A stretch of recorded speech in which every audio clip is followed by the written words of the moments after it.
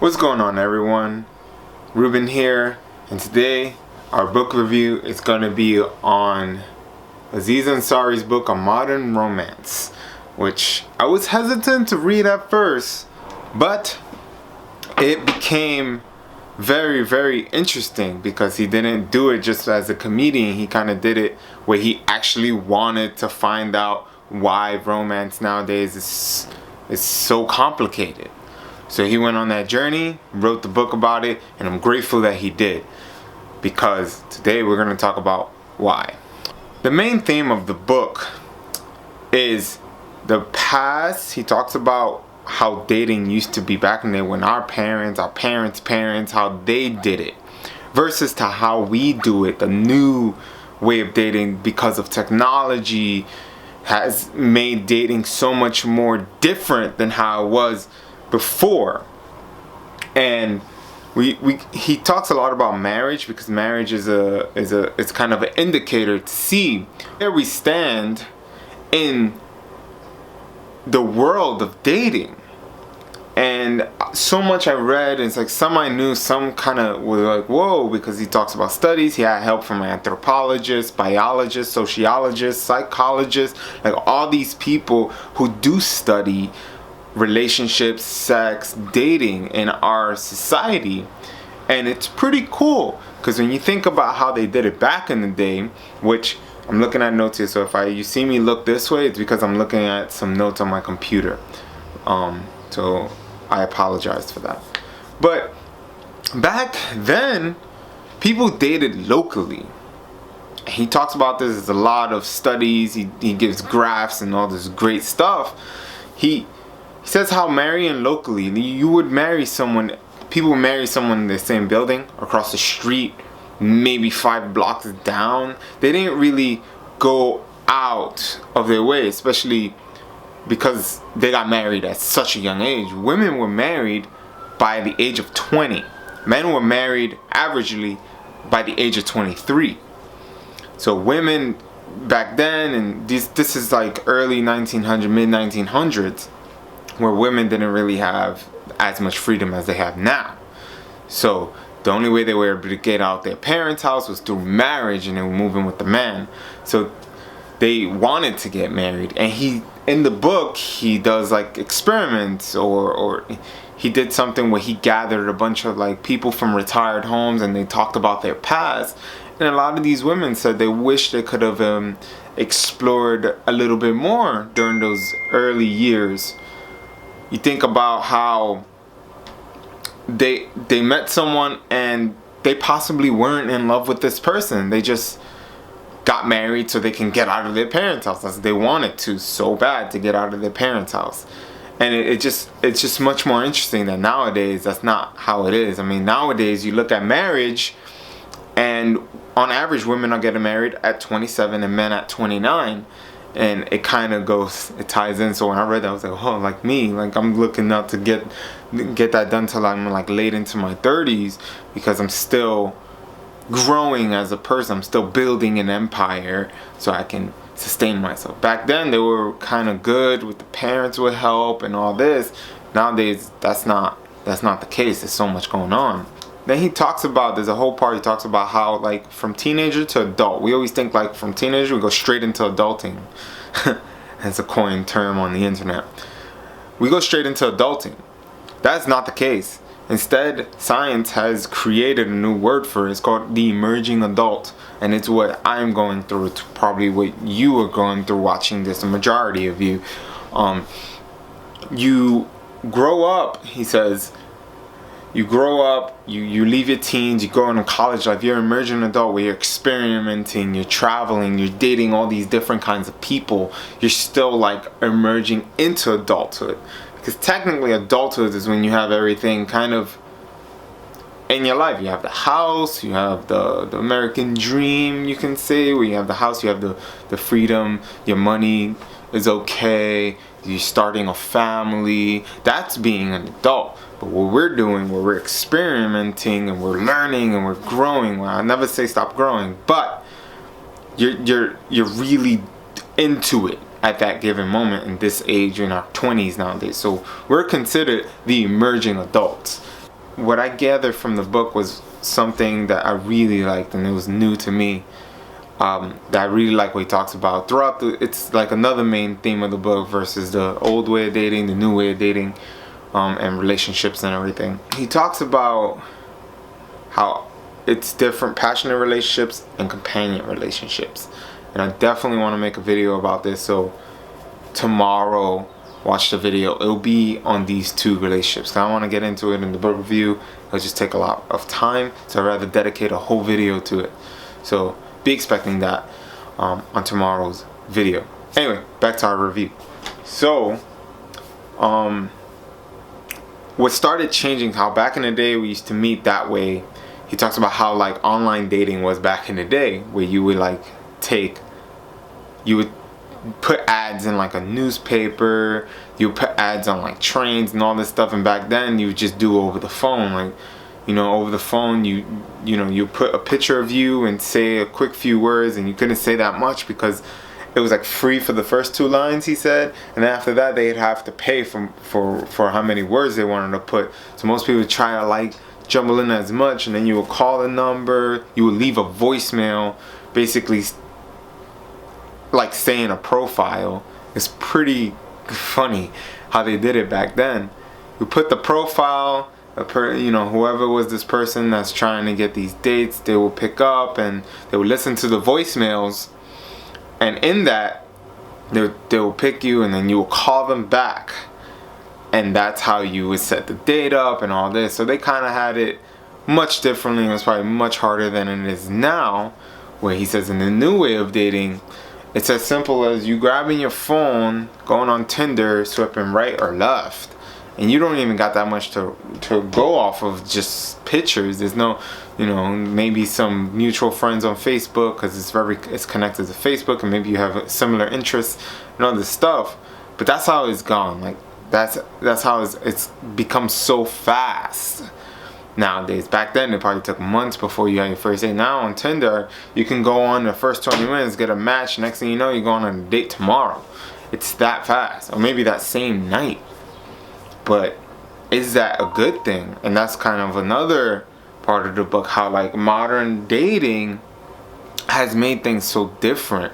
It's given us options, and he goes through like the science of choice and how too many options actually stops us from truly getting.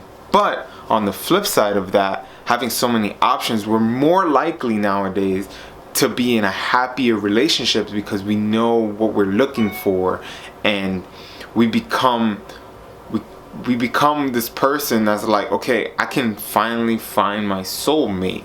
So someone that's really compatible with you. Not like back in the day, they kind of got married and they had to grow into that love, right? Which was pretty cool, because then you have the way, like nowadays, because we have so many options, there's the dilemma that is like, I meet someone, I love her, she's awesome. Then you go outside, you see beautiful women or handsome men everywhere. And this kind of skews you, like, did I make the right choice getting in this relationship? There's so many women out there, and I want to see what's out there. I want to try all these different kinds of women and everything. And yes, I always believe you should have a phase in that. But if you decide to get in a monogamous relationship, it's not easy. It's become much harder, especially if you live in a city. And he goes about the whole dating in a city versus how if you were to date in, I think it was like Wichita, Kansas, which has like the worst, like it's like the lowest in terms of dating. It's like so bad over there because there's not many options. So if you date somebody, you have to deal with the repercussions of, like, if you break up, seeing that person all the time, having mutual friends, or they never technically leave you no matter what, and everyone knows everybody. So dating someone, it was like this whole thing, like you kind of know them before you even see them, and you base your decision on going on the date because you like heard so much about them. And yes, no one's perfect, so you hear one bad thing, you're like, okay, that one thing just turned me off. And then it becomes so much harder to find somebody. But then you're in the city, you have too many options. So it's like, what do you do? And it's really hard. I believe that nowadays we have it much easier, and you have to do more internal growth, know what you want, so that when you find somebody and they have majority of what you want, because no one's gonna have everything you want, and you grow to love them, which is tomorrow's video will be about the passionate and companion relationship, and is that. But everything started changing when women got more freedom in like I believe it was the 70s, 1970s, when they got more freedom. So women were able to leave their house on their own.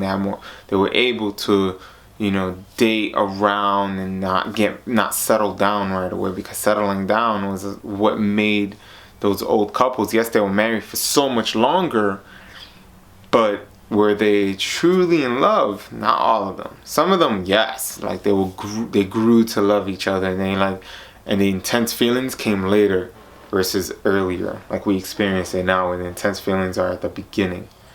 But he goes on the whole thing of dating, from asking in a relationship, like asking for the first date, because now there's like the difference between texting, the methods of like texting, calling.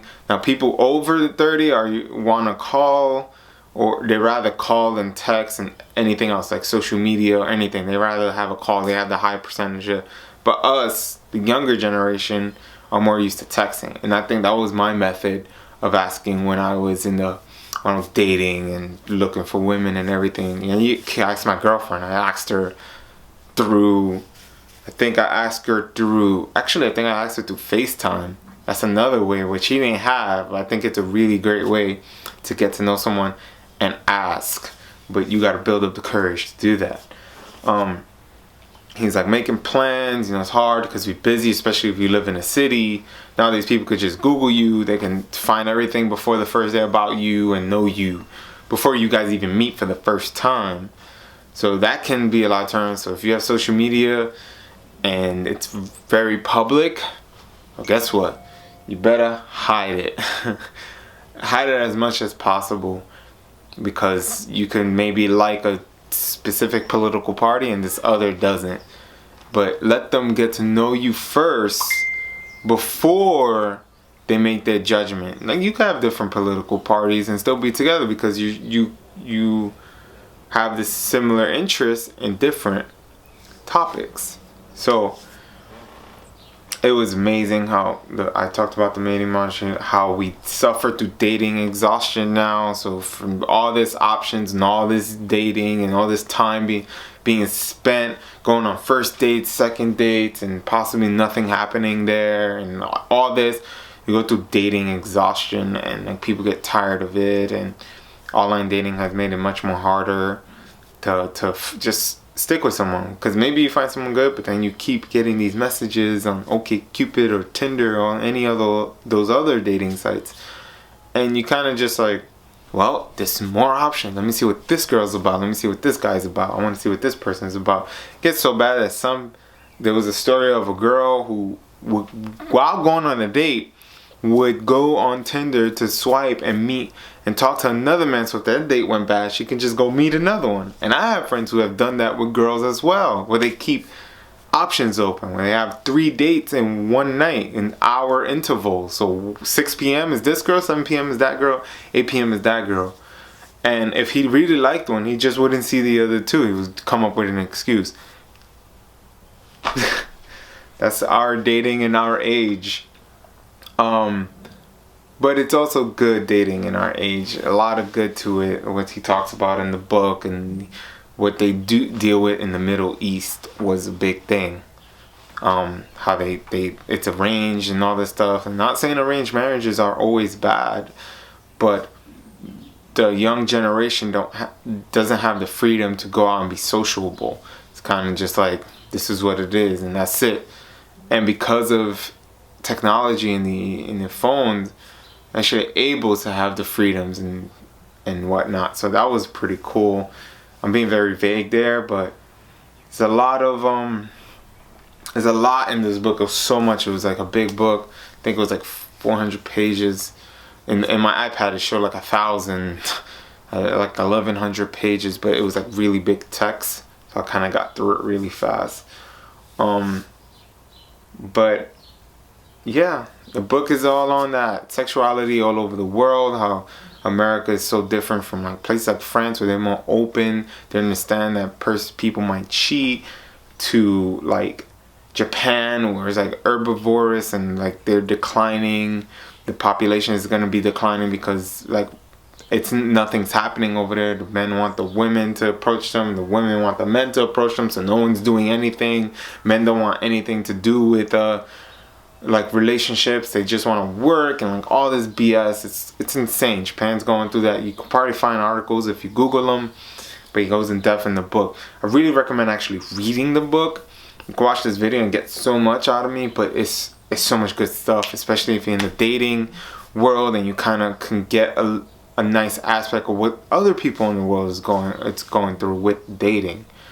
But I want to end it with a quote by Pitbull. Pitbull lives on this quote that's called "Ojos que no ven, corazón que no siente," which translates to "What the eyes don't see, the heart doesn't feel." This is a quote from him when he was interviewed. People are stuck on what's normal and what's right, what's wrong. Maybe what's right to you is wrong to me. What counts at the end of the day is that everybody is happy. You'd be surprised. Pitbull said it, and I'm like, a great way to end this video. I recommend this book 100%. It was probably like one of the best sellers. I've seen it on like in like the bookstores, and it's like one of the top books out right now. So I definitely recommend it for all you guys in the dating market. Use this video. Maybe you could use this, and if you're in the dating world, I wish you much luck, and keep watching videos here because I will be pushing out videos to help you out in the dating market. And you can always ask me questions as well. But that's all for today. I hope to see you tomorrow and next week on the next book review. So as always, stay awesome.